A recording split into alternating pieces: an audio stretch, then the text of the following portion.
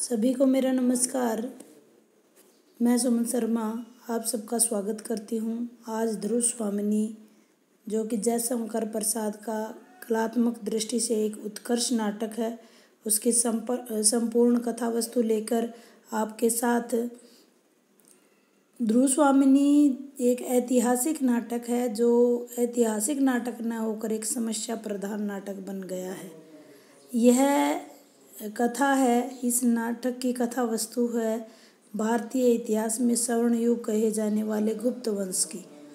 गुप्त वंश में समुद्रगुप्त जो 335 ईस्वी से 375 ईस्वी तक मगध पर शासन करते थे, उनके दो पुत्र थे। बड़ा पुत्र रामगुप्त जो कि कायर, अयोग्य, विलासी और निर्लज प्रकार का था। छोटा चंद्रगुप्त वह हर तरीके से योग्य था। तो समुद्रगुप्त ने अपने छोटे बेटे को अपना उत्तराधिकारी घोषित कर दिया। सम्राट समुद्रगुप्त की विजय यात्रा के समय ध्रुव स्वामिनी के पिता ने अपनी पुत्री ध्रुव स्वामिनी को गुप्त वंश की वधू बनाने के लिए उन्हें समर्पित कर दिया। तो चंद्रगुप्त उस समय उत्तराधिकारी था, तो इसलिए चंद्रगुप्त और ध्रुव स्वामिनी का विवाह होना तय हो गया।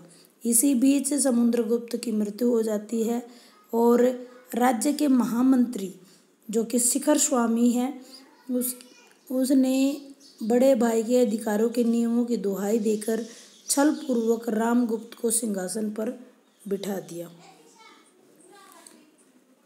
इस विपरीत परिस्थिति में ध्रुव स्वामिनी का जो विवाह है वो उसकी इच्छा के विरुद्ध रामगुप्त से करा दिया गया। रामगुप्त 375 से लेकर 380 तक मगध का शासक बना रहा। रामगुप्त बहुत ही विलासी, आचरणहीन, कायरतापूर्ण और अयोग्य होने के कारण ध्रुव स्वामिनी उससे प्रेम न करके उससे घृणा करती थी और हृदय चंद्रगुप्त से प्रेम अभी भी उसके हृदय में कहीं न कहीं था। नाटक के 3 अंकों में नाटक विभाजित है। आइए प्रथम अंक की बात करते हैं। अपनी विजय यात्रा का झूठा दिखावा करते हुए सम्राट रामगुप्त ने गिरिपथ में शिविर डाल रखा था, किंतु वह वहां पर सुरा सुंदरी के खेल में मदमस्त था। उसे ध्रुव स्वामिनी पर हमेशा संदेह रहता था कि वह चंद्रगुप्त से अब भी प्रेम करती है। इसलिए ध्रुव स्वामिनी के हृदय की बात जानने के लिए उसने एक खड्गधारिणी दासी को नियुक्त किया जो कि गूंगी होने का अभिनय करती है। बड़ी चतुराई से वो ध्रुव स्वामिनी के मन के भाव को जानकर रामगुप्त के सामने प्रकट कर देती है। ध्रुव स्वामिनी का चंद्रगुप्त के प्रति प्रेम भाव जानकर रामगुप्त इस बात का भय होता है कि कहीं चंद्रगुप्त और ध्रुव स्वामिनी मिल करके उसका राज्य न हड़प ले। दूसरी ओर इसी समय रामगुप्त की विलासिता और अयोग्यता के कारण जो उनके शत्रु थे शकराज, वो अवसर का फायदा उठाते हैं और सूचना भेजते हैं कि वो चाहे तो अपनी हार स्वीकार कर ले, नहीं तो उनकी दी गई शर्तों को मान ले। शर्त उन्होंने भेजी कि वह अपने लिए महादेवी ध्रुव स्वामिनी उन्हें चाहिए और अपने सरदारों के लिए जितने भी मगध के सामंत हैं उनकी स्त्रियों को हमारे शिविरों में भेजा जाए। इन शर्तों को देख करके जो रामगुप्त है उसके मन में वो मन से प्रफुल्लित हो उठा। उसे लगा कि इन शर्तों के कारण एक ही वार में उनके जो है बाहर और भीतर दोनों शत्रुओं से उसको छुटकारा पाने का अवसर है।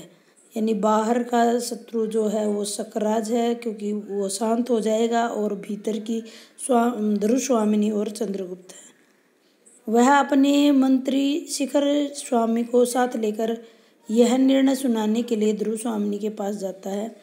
ध्रुव स्वामिनी यह सुनकर बहुत ही क्रुद्ध और क्षुब्ध हो उठती है और पूछती है कि क्या गुप्त साम्राज्य में सती ये जो स्त्री संप्रदाय से ही बड़ा है, वो इस पर व्यंग्य करती रहती है।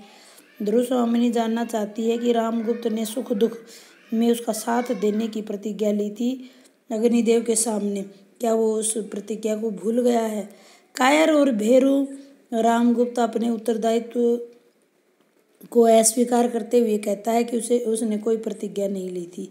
विवाह के दिन तो वो मदिरा में बेसुध था, पुरोहितों ने ना जाने क्या क्या पढ़ दिया होगा। कायर रामगुप्त का सहायक बना हुआ दुष्ट महामंत्री शिखर स्वामी भी उसका साथ देता है और कहता है राजनीति के सिद्धांत में राष्ट्र की रक्षा के लिए सभी प्रकार के उपाय करने का भी आदेश है, यानी राजा हो, रानी हो, कुमार हो या अमात्य हो, सबका विसर्जन करना भी पड़ जाए तो राज्य सर्वोपरि होता है। राज्य का विसर्जन ही अंतिम यानी राज्य को बचाना ही अंतिम उपाय होता है। तो वो राजनीति की बात करता है। यह सुनकर ध्रुव स्वामिनी पहले तो दोनों को फटकारती है, बाद में अपने पति के कहे जाने पर कापुरुष रामगुप्त को अकेले में कहती है कि मेरी लाज रख लो, रक्षा करो। रामगुप्त उसकी प्रार्थना और पुकार उसके समर्पण को ठुकरा देते हैं। ध्रुव स्वामिनी बहुत ही दुखी होती है और रामगुप्त को फटकारती हुई कहती है, हे निर्लज मदप क्लीब, ओह तो मेरा कोई रक्षक नहीं है, नहीं कोई रक्षक नहीं है। बार बार वो पुकारती है और कहती है कि कोई मेरी रक्षा मत करो, मैं अपनी रक्षा स्वयं करूँगी। वह यह सुनकर ध्रुव स्वामिनी आत्महत्या के लिए अपनी कृपाण निकाल लेती है। रामगुप्त भयभीत हो जाता है और कहीं वह उसकी हत्या न कर दे, इस डर से हत्या दौड़ो दौड़ो चिल्लाता हुआ वहाँ से भाग जाता है। इतने में ही तेजी से चंद्रगुप्त वहाँ आता है। ध्रुव स्वामिनी उसके आने से आत्महत्या करने से रुक जाती है और उसको सारा वृत्तांत बता देती है। क्षुब्ध होकर चंद्रगुप्त घोषणा करता है कि मेरे जीवित रहते हुए आर्य समुद्रगुप्त के स्वर्गीय गर्व को मैं पद दलित नहीं होने दूंगा। इतने में ही चंद्रगुप्त और शिखर स्वामी फिर से वहां आ जाते हैं। चंद्रगुप्त उन दोनों को बहुत ही फटकारता है और शिखर स्वामी यह कहता कि किसी तरह से राजा और राष्ट्र की रक्षा होनी चाहिए। मंदाकिनी विरोध करती है, जो राजा अपने राज्य और अपने सम्मान की रक्षा नहीं कर सकता, उसकी रक्षा कैसे कर पाएगा।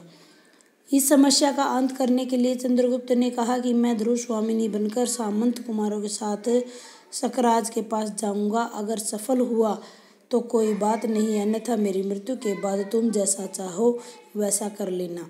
चंद्रगुप्त के यह कथन सुनकर ध्रुव स्वामिनी प्रेम आवेश में आकर चंद्रगुप्त के गले लग जाती है। वह स्वयं भी चंद्रगुप्त के साथ जाने का निर्णय करती है और सामंत कुमारों के साथ दोनों का प्रस्थान होता है और प्रथम अंक यहीं समाप्त हो जाता है। दूसरा अंक, उधर सकराज दुर्ग में सकराज अपने संधि पत्र के उत्तर की प्रतीक्षा कर रहा है। उसकी प्रेयसी, सकराज की प्रेयसी है कोमा, जो कि बिल्कुल यौवन अवस्था में है और सकराज से बहुत ज़्यादा प्रेम करती है। सकराज उसे विलासी सहचरनी मानता है, उससे प्रेम न करके उसे हमेशा बहला फुसलाता है, कहता है कि हाँ वह उससे प्रेम करता है। इतने में ही खिंगल आकर, यह खिंगल एक वहाँ सकराज का ही दूत होता है, वो समाचार सुनाता है कि रामगुप्त ने संधि प्रस्ताव मान लिया है। ध्रुव स्वामिनी सकराज के पास आने वाली है। सकराज खुशी से उछल पड़ता है, विजय उत्सव मनाता है। सकराज अब कोमा के प्रति उपेक्षा भाव से व्यवहार करता है। कोमा इस व्यवहार से बहुत ही व्यथित होती है। ध्रुव स्वामिनी के आगमन की सूचना पाकर सकराज को इस अनर्थ से रोकना चाहती है। वह कहती है कि मेरे राजा, आज तुम एक स्त्री को अपने पति से विचन करा करके अपने गर्व की तृप्ति के लिए कैसा अन्याय कर रहे हो। तभी कोमा के संरक्षक, उसके पिता मिहिर देव भी आ जाते हैं। उसे चेतावनी देते हैं कि इस प्रकार अपनी प्रेमिका के साथ अन्याय करने का परिणाम तुम्हें भुगतना पड़ेगा। पर कामुक सकराज उनकी एक बात नहीं सुनता। ध्रुवस्वामिनी से मिलने को आतुर हो उठता है। मिहिर देव आकाश में विचर रहे नील लोहित रंग के धूमकेतु की ओर संकेत करते हुए कहता है कि अमंगल की भविष्यवाणी करते चल रहे हैं ये जो पंछी हैं। कोमा भी उनके पीछे पीछे चल रही है। ध्रुवस्वामिनी के आने की सूचना पाकर शकराज एकांत में उससे मिलता है। एक के साथ स्थान पर दो दो सुंदरियों को देखकर वह चकित हो जाता है। स्त्री वेश में चंद्रगुप्त और ध्रुवस्वामिनी दोनों ध्रुवस्वामिनी से कहते हैं। तभी चंद्रगुप्त स्त्री वेश को त्याग करके शकराज से द्वंद्व युद्ध करते हैं, उसे ललकारते हैं और शकराज को मार देते हैं। बाहर सामंत कुमार युद्ध करते हैं और अंदर प्रवेश कर चंद्रगुप्त और ध्रुवस्वामिनी को घेर कर यानी वहाँ पर लड़ाई होती है और चंद्रगुप्त और ध्रुवस्वामिनी की वहाँ पर जय होती है। जयकारा अंत में लगता है, ध्रुवस्वामिनी की जय हो, ये नारे लगते हुए द्वितीय अंक जो है वो खत्म हो जाता है। तीसरे अंक के प्रारंभ में शक दुर्ग में के एक प्रकोष्ठ में ध्रुवस्वामिनी चिंता में बैठी है। सैनिक आकर समाचार देता है कि विजय का समाचार सुनकर राजा धीराज रामगुप्त भी आ गए हैं, महादेवेश से मिलना चाहते हैं। मंदाकिनी भी विजय की बधाई देती हुई ध्रुवस्वामिनी के पास आती है। तभी उपद्रव के शांत होने पर शांति क्रम के लिए पुरोहित आता है, परंतु ध्रुवस्वामिनी रामगुप्त की कलियुगता की बात सुनकर उसके हृदय की जो स्थितियाँ बार बार वही बातें उसके हृदय में उठती हैं और धर्मशास्त्र के विधान पुनः देखने में चले यानी वो धर्म के विरुद्ध जाने की बात करती है। मिहिरगुप्त के साथ कोमा ध्रुवस्वामिनी के पास आती हैं और प्रिय शकराज के शव को ले जाने की याचना करते हैं। ध्रुवस्वामिनी उसके शव को उसे ले जाने देती है और बाहर दुष्ट रामगुप्त उन दोनों को मरवा देता है। ध्रुवस्वामिनी की आज्ञा के बिना निहिर कोमा और मिहिर देव के संहार से सामंत कुमार रामगुप्त पर क्रुद्ध हो उठते हैं। वे उसकी आलोचना करते हैं। तभी विरोध का शब्द सुनते हुए अनेक सैनिकों के साथ रामगुप्त भी वहां पहुंच जाता है। रामगुप्त के सैनिक उसके संकेत पर सामंत कुमारों और चंद्रगुप्त को बंदी बना लेते हैं।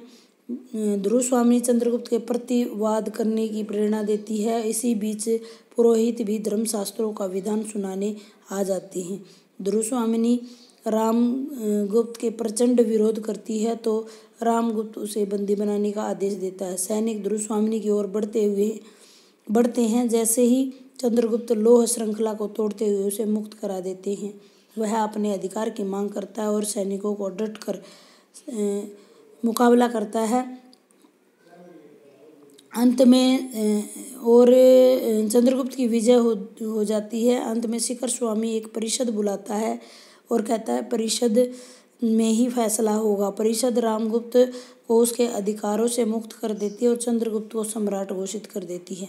पुरोहित भी धर्मशास्त्र के अनुसार कलियुग रामगुप्त से ध्रुवस्वामिनी के मोक्ष यानी आज की भाषा में तलाक की आज्ञा दे देते हैं। धर्मशास्त्रों पर आधारित पुरोहित परिषद का निर्णय सुनकर शिखर स्वामी को भी अपने विपरीत देखकर रामगुप्त खिंच जाता है। वह पीछे से अकस्मात कटार निकालता है और चंद्रगुप्त की हत्या करने की कोशिश करता है। एक सामंत कुमार यह सब देख लेता है और वो पीछे से ही रामगुप्त पर प्रहार करता है। वही वो धराशायी हो जाता है। चंद्रगुप्त की यहाँ सामंत कुमार रक्षा करता है और सभी जो परिषद के लोग वहाँ बैठे हुए थे वो राजाधिराज चंद्रगुप्त की जय हो, महादेवी ध्रुवस्वामिनी की जय हो जयकारों से ही पर्दा गिर जाता है और इस प्रकार से नाटक समाप्त हो जाता है। उम्मीद करती हूँ आपको इस नाटक की कथा वस्तु अच्छे से समझ आ गई होगी। धन्यवाद।